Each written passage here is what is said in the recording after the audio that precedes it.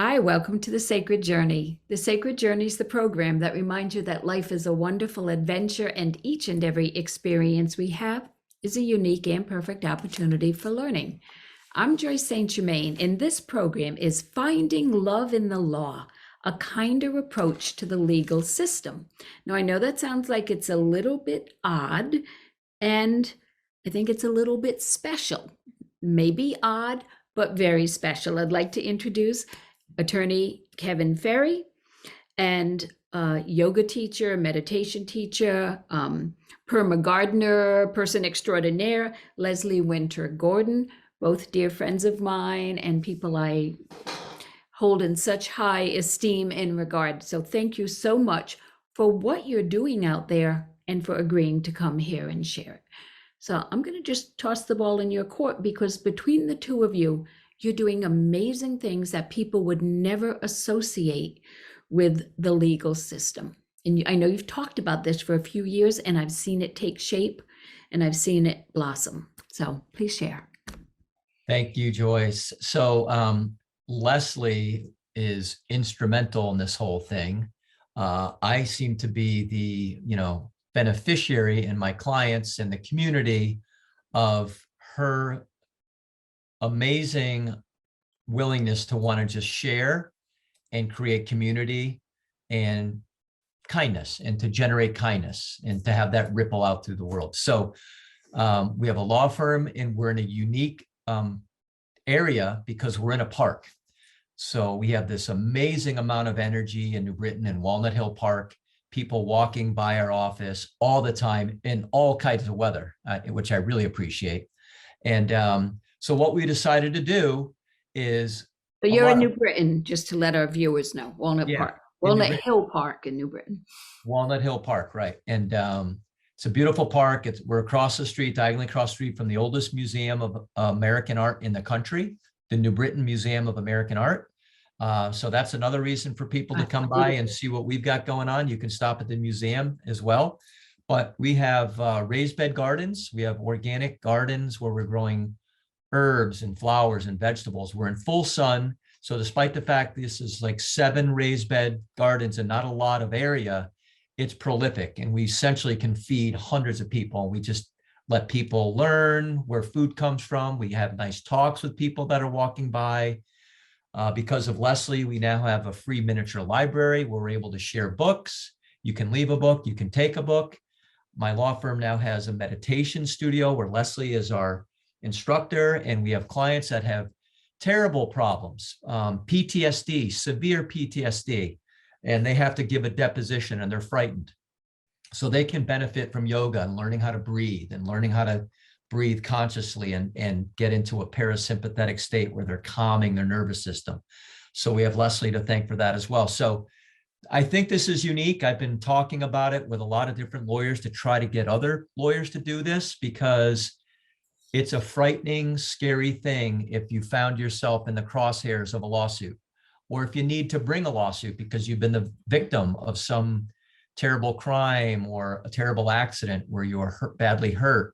So all the things we're doing are helpful to our clients, but they're helpful to the community and they're helpful to the world to see a law firm where people think of us as just these kind of like bullies that are out there using our magic language to manipulate our way to get something. It's not what it's all about. It's really about being kind and trying to share that with the world. So Leslie has done a ton, and thank God for her because it's a lot of work to keep all this stuff going.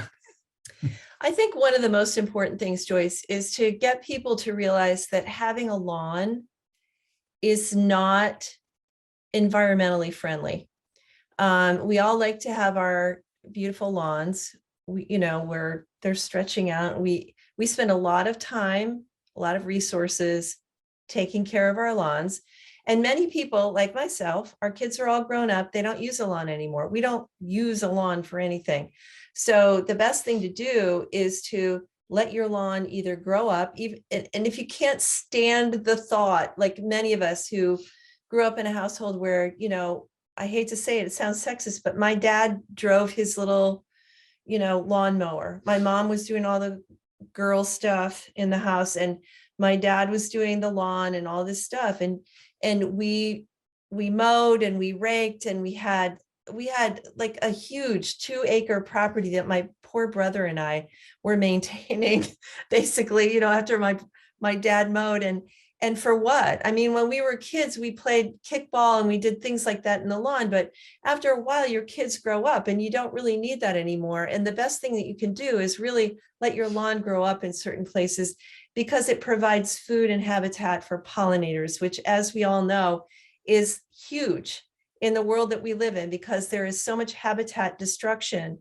And every little square foot we take away from the pollinators, we take away from ourselves. So what we're trying to do at Fairy Law, not only in providing something for his clients and some restfulness for his clients, but we're also trying to provide habitat for pollinators. So one of the things that we did right away was we replaced all of the shrubs that were not even indigenous shrubs. They're just kind of like the shrubs that people put in because they're trying to do a quick landscaping thing. And we replaced them all with plants that pollinators would like. So native pollinators. So we did that last year, and it's really not that hard. It's the hardest thing is pulling out the bushes that you don't want to have there anymore. The things that aren't feeding anything in the environment. They're just there. They're just like taking up space. So we took all of those out and we replaced them with perennials that will come back every year and that will feed the pollinators. So the other day I was out in the yard walking my dog around, my very slow dog, and this little pollinator landed right here on my heart. And I was like, oh, the pollinators are here. Because typically they say, wait until it's like 50 degrees for an extended period of time, because pollinators and other creatures they'll live in the little tubes, the hollow tubes of the plants from last year. So we never cut anything back. We leave everything go. It's kind of a relief in the fall. You're like, okay, goodbye. I'm going inside for a while. And we don't worry about leaves. We don't worry about raking. We don't worry about any of that, because that is all habitat. And then this little native pollinator landed right here. And I was like, okay, I felt like he was trying to tell me it's okay. It's okay to rake now, And so yeah, it was very sweet. So his whole yard at his office is now raised beds, like he said, and pollinator habitat. And there's a very little amount of lawn that we mow. And I got one of those mowers that's like a person-powered mower. A reel. They still make those? Yeah, they do. They make them, and they're really gosh. inexpensive. And so I have a reel mower that I use there. So we don't use any gas. We don't use any electricity. And we run this little reel mower over, like, we have this much, literally like this much grass anymore, because we're trying to replace it with things that are more beneficial to the planet.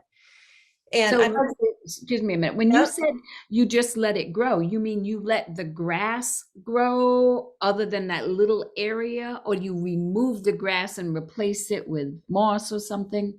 Well, tell her about the devil's strip. So, well, we remove the grass in that we put raised beds on top of it. Okay, so we replace the grass that way. The little bit of grass that I still mow is with the reel mower, and it's a very small amount. And then I don't know if this is a New England term or a Midwestern term, but that little space between the sidewalk and the road, I grew up in Ohio, we call that the devil's strip. I don't know. We don't have sidewalks here. We have no sidewalks here. So yeah. So anyway, that little strip of grass is called the devil strip, and we let that grow up and become whatever it would become. Okay. So it's kind of like a little, like, oh, I don't know what it's going to be. So you just let it grow, and it'll grow up into what we would typically call weeds, which are usually something that was native, that was feeding the pollinators before we decided that it was a good idea to put a lawn in that looked more attractive or whatever. I think we need to change our sensibility around lawns. I really do. And I feel like it's coming. I feel like more people are saying, I'm kind of embarrassed to have this big of a lawn. I'm going to let this part of my lawn grow up to be a native pollinator habitat. And the kinds of plants that they love are beautiful plants. I mean, it's not like you're planting something that's ugly at all. I mean, you can be planting echinacea and all kinds of things. There's native plant lists available. We could add a link if you want to some native plant lists that the Xerces Society puts out, which the Xerces Society is a society that is all about pollinators and especially habitat for butterflies, which their population is declining so much, as we know. But last year, there was actually an increase in a population of butterflies. So people are starting to get the message. And that's what we're trying to do at Fairy Law. And it's really exciting because people are taking notice and they come and talk to us and they say, what are you doing here? And we tell them what we're doing, and they're excited about it. So that tells me that people are ready. They're ready to make that shift into like, how do I get connected to my earth, to my habitat, to the other creatures in this habitat? I'm not the center of the universe. I actually know that I can't exist without these other creatures, these sentient creatures that we've, pushed down with all of our lawns, but also with our pesticides and herbicides and all of those things that we put on our planet. And frankly, we end up eating them, right? It's all over our food. Even if you're growing organic, we're still breathing all of that stuff. And I mean, that's a whole other show, right? But Yeah. And you guys are members of the community. You're not just an office building there. You are part of the community with people stopping and asking questions. And you were earlier when we were chatting, you were saying that some people did not know where some of vegetables come from, other than the store. Yeah, that's a huge thing. And I mean, that's really sad to me.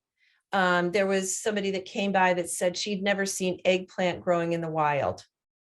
What does that mean? When you've never seen eggplant growing in the wild, eggplant is a super easy plant to grow. It needs full sun. It's beautiful when it's growing. It's got big, beautiful flowers on it. But she'd never seen an eggplant growing except for the one that she picked out of the grocery store. But if she grew up in an apartment, she likely did not see garden plots. Absolutely. And most of us are in that position.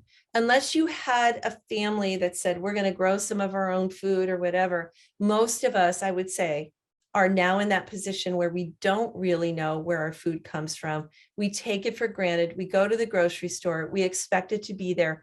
And really what's happened is we have a very narrow range of what we eat now, because whatever ends up in the grocery store is whatever the people around us decide that's what most people are buying. So I'm only going to have a couple kinds of peppers. I'm only going to have a couple kinds of potatoes. I'm only going to have a couple kinds of tomatoes. And when you look at what was available to our ancestors, there was a huge variety. And the more variety we eat, the better it is for our bodies. The more that we can eat from a rainbow of colors, the better it is for our bodies. And so we feel like that's one of our missions at Fairy Law, in a subtle way, not like I'm not out there like screaming at people when they walk by, but when they walk by, I am telling you, everybody that walks by there talks to me. And I end up talking more than I do working when I'm there. Honestly, it is. And people are always curious. Why did I plant zinnias? We have a huge bed of zinnias. They're wonderful for pollinators. They bloom from the time they start blooming, which is, midsummer, till it frosts. I mean, they just keep coming and coming and coming. They're constant food for pollinators in all different colors.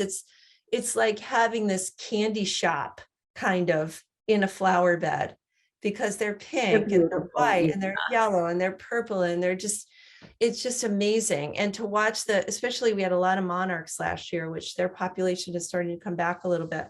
And they love the zinnias. And so just to watch that happen and be a part of that, it's amazing. And the people that come to his office love being a part of that. Yeah. And Kevin, the years that I've known you, you are always in your office, and Leslie, involved in fundraising. Dog Star Rescue. You hold a golf tournament. I remember the year, maybe more than one, that you guys built beds for the dogs and shelter dog houses. And tell us a little bit more about the community work that you guys have done. Yeah, so the Dog Star Rescue thing is awesome. We did our first golf tournament last year and we sold it out. We're doing It was again great. this It year. was fun. Yeah. Yeah. Joyce was a volunteer. Thank you for volunteering. Volunteer, not golfer. I'll, Yeah. I'll volunteer again. Yep. So we're doing it again this year. Same course, July 15th, July 15th. Yep. And Timberland Golf Course in Berlin. yep. It's a And lovely public golf course. yeah, so that's huge. We Roots of New Britain is a really cool organization that we've partnered with and just sort of donate to a little bit. And hopefully this year, some of their kids will come to our gardens, but it's a program that a friend, Joey Listro, started, and it's bringing gardening to all the schools. So every single school in New Britain now has a garden. So kids in the schools are able to tend to the garden, and then The they public teach schools? in the public schools in New Britain. That's And then amazing. they have little farmers markets where the kids are actually selling the produce. So they're learning how to, become businessmen as well, businessmen and women. So that's another thing that we've been involved in. I don't know. It's right now I'm all about the dog tournament. So Well, might- just to share, what did you donate to Dog Star just from that tournament? the golf tournament raised $25,000, which I think was Dog Star Rescue's biggest ever, single fundraiser. So that's huge. We're hoping to, do that or hopefully more this year. Or you gotta think about advancing, Kevin. You Or Double, you know? double. Oh, double. Okay. double. I'll do my share to help.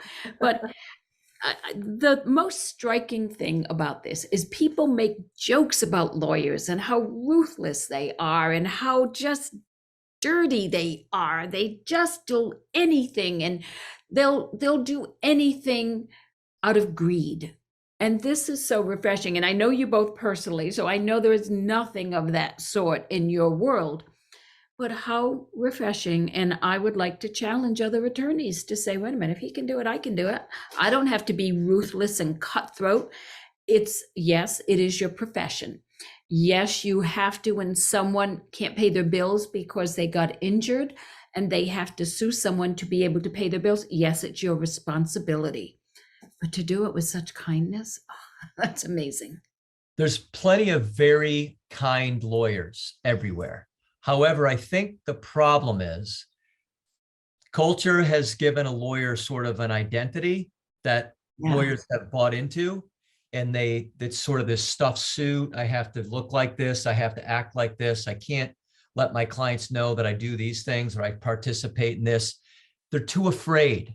And I am challenging lawyers to stop being afraid of being who you truly are, because you're a lot of good, really kind-hearted people. But stop being afraid to speak out and show what you're really about. Stop being afraid to participate in things because you think you might have one client that would be against that. Tough luck. You might not need that client. You'll attract 20 more. So I'm all about who am I from my Tai Chi teachings and years of studying with Dr. Ming Wu.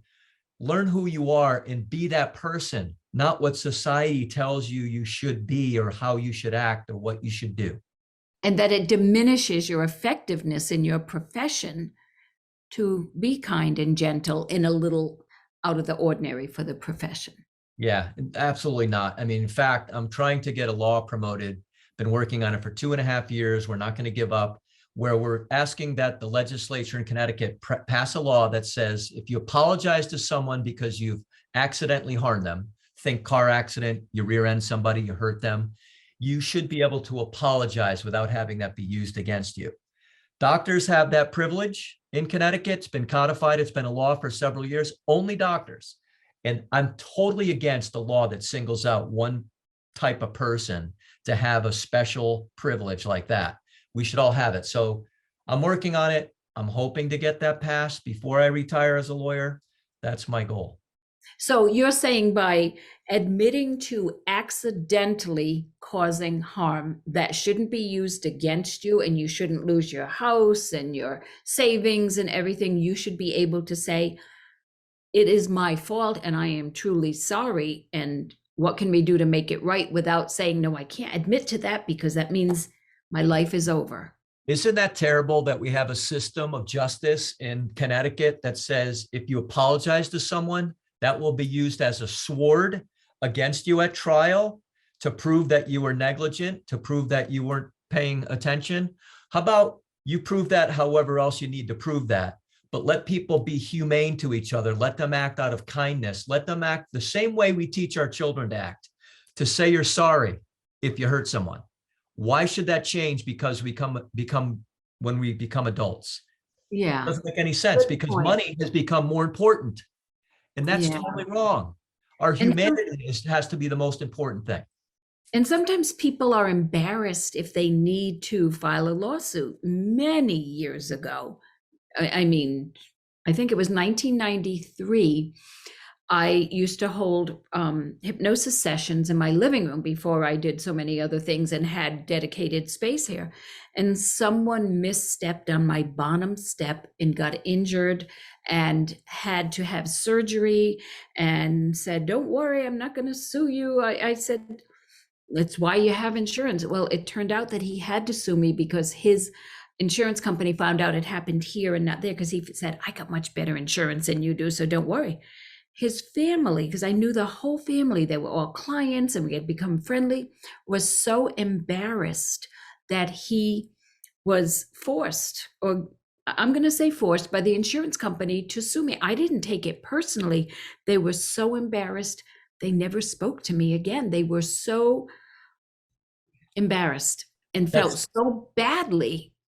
And there's That's too nothing bad. I could do. It is. That's too bad. But let me tell you, I've been practicing personal injury law for 30 years now.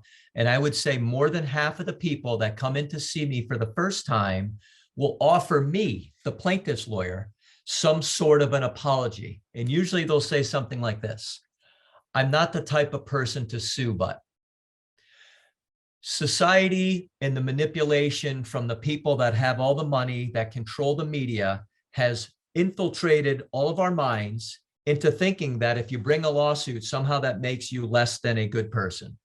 It's just the opposite. I teach everyone that buying insurance, plunking down your money for something that you may never get a benefit from, but plunking down your hard-earned money so that you can protect others in the event that you might hurt somebody, is an act of love. And you should be proud of yourself for committing that part of your resources into that product, instead of the way the insurance industry and the media and everyone else teaches us: defend yourself, protect your assets.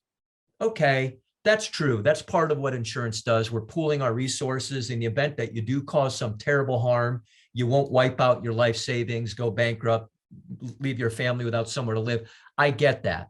But it should be seen more as an act of concern and care for the people that you don't even know that you may accidentally harm. It's a beautiful thing. It's a nice system.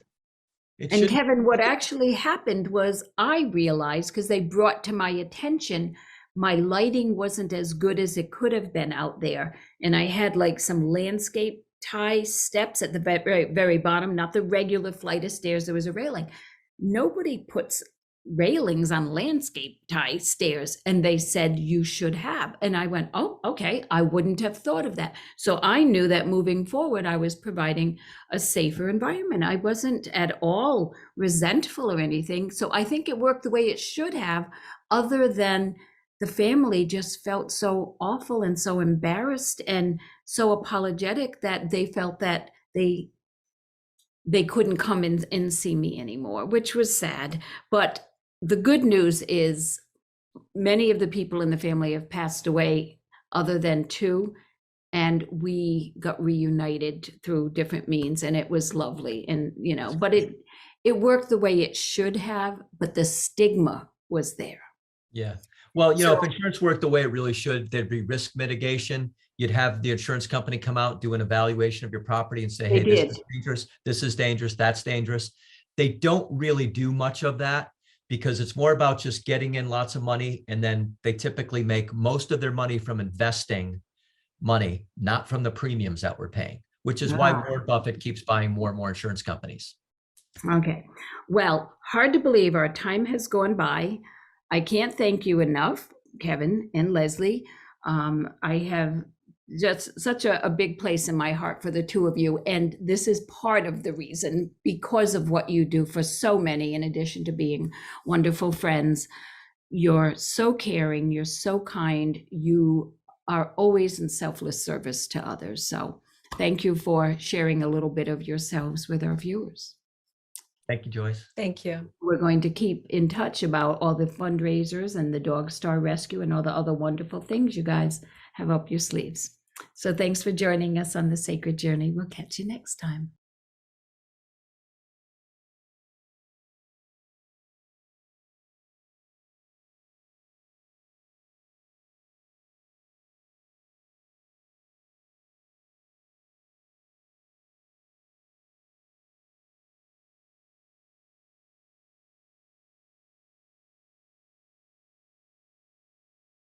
Riverview Apartments is Bristol's two-time beautification award-winning residence community for adults age 55 and older. They offer 1 or 2 bedroom apartments with modern appliances, air conditioning, wall-to-wall carpet, and tiled floors. Both heat and hot water are included. Riverview also offers a wide range of activity rooms that include a billiard parlor and a spacious community room. It is handicap accessible with safe, secure parking for tenants and ample off-street parking for visitors. 860-940-6757 or riverviewbristol.com.